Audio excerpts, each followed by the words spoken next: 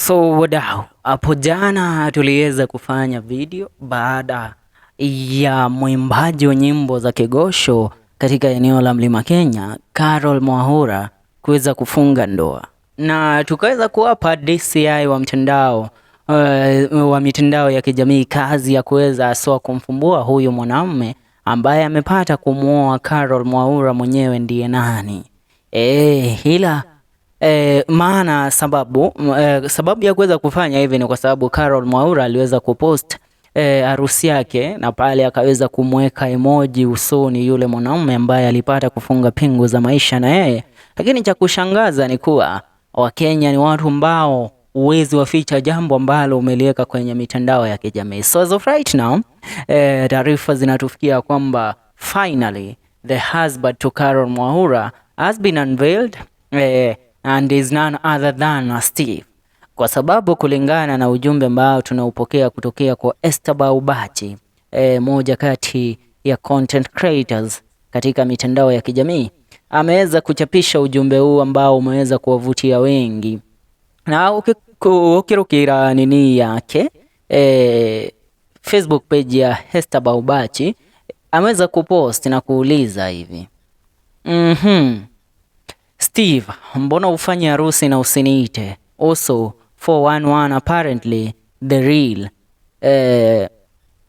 real Kiege is in this picture in that whole friendship.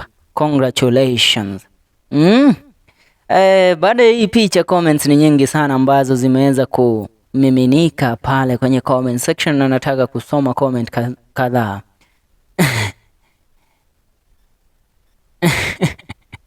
Mbona Esther akisema achaneni na Rish, yeye ni nyoka. Wahahaha. Guy. Drona sale karaoke akiuga huyu Rish atafute designer juu. Sharon, mtoto wa mama, anasema everything here looks misplaced from the gown, facial expression. Najua ni movie ama song. Esther Kioi anasema huyu Carol ni upi? Yani wewe dumu Carol Mwaura, acha kujifanya nani. Sharon, mtoto wa mama Kenya, anasema hii ngoma inatoka lini? Dama anasema kuna comment na ngoja. Karina Nyokabi Nyams anasema Nyakanga wa 23 year alikuja na za maternity.